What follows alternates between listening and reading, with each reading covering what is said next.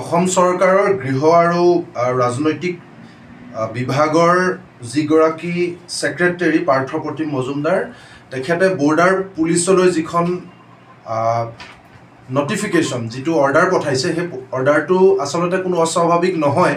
আমি সকলোৱে জানো যে অসমৰ জাতি ধৰ্ম বৰ্ণ ভাষা নিৰ্বিশেষে অসমৰ প্ৰতিটো জাতি জনগোষ্ঠীৰ ব্যক্তিয়ে আমি সকলোৱে ঐক্যবদ্ধভাৱে নাগৰিকত্ব সংশোধনী বিল আৰু আইনৰ পৰ্যায়ক্ৰমে আমি বিৰোধিতা কৰি আহিছোঁ আৰু অসমৰ কোনো মানুহে কোনো কাৰণত আইনখন মানি লোৱা নাই আৰু নামানে।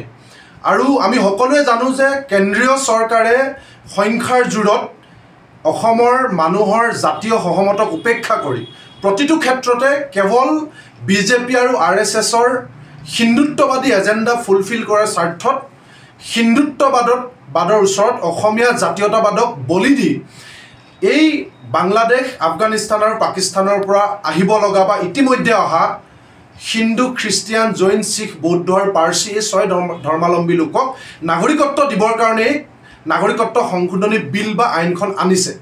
আমি সকলো মানুহে ইয়াৰ বিৰোধিতা কৰিছোঁ।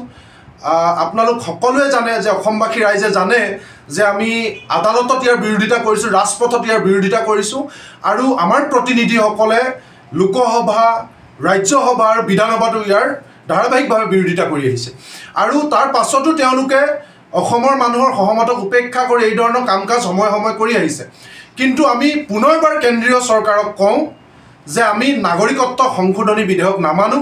আপোনালোকে যিমান চল চাতুৰি কৌশল নকৰক লাগিলে নাগৰিকত্ব সংশোধনী বিধেয়ক তথা ইয়াৰ পৰৱৰ্তী পৰ্যায়ত আইন অসমীয়া জাতিৰ ভাষিক অৰ্থনৈতিক ৰাজনৈতিক সাংস্কৃতিক সকলো ধৰণৰ আমালৈ ভাবুকি কঢ়িয়াই আনিছে আৰু আনিব।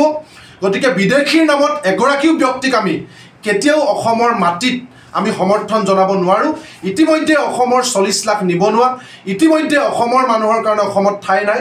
গতিকে হিন্দু খ্ৰীষ্টিয়ান জৈন শিখ বৌদ্ধ পাৰ্চী যিয়েই নহওক লাগিলে আনকি আল্লাহ খুদা ভগৱানো যদি অন্য দেশৰ পৰা আহে অসমৰ মাটিত অসমীয়া মানুহে কেতিয়াও গ্ৰহণ কৰিব নোৱাৰে। ইয়াৰ বিৰুদ্ধে প্ৰতিবাদ হৈছে আৰু ধাৰাবাহিকভাৱে হ'ব আৰু পৰৱৰ্তী পৰ্যায়ত যিকোনো পৰিস্থিতিৰ বিনিময়ত আমি জাতীয় জনগোষ্ঠীয় দল সংগঠন আৰু অসমীয়া মানুহে আমি জীৱন দি হ'লেও নাগৰিকত্ব সংশোধনী আইন অৰ্থাৎ বিদেশী জাপি দিয়াৰ বিৰুদ্ধে বিজেপি RSS আৰু কেন্দ্ৰীয় চৰকাৰৰ বিৰুদ্ধে আমি সকলো প্ৰকাৰৰ যি ধৰণৰ পন্থা প্ৰয়োজন হয় সেই পন্থাৰে আমি আন্দোলন কৰি আগবাঢ়ি যাম।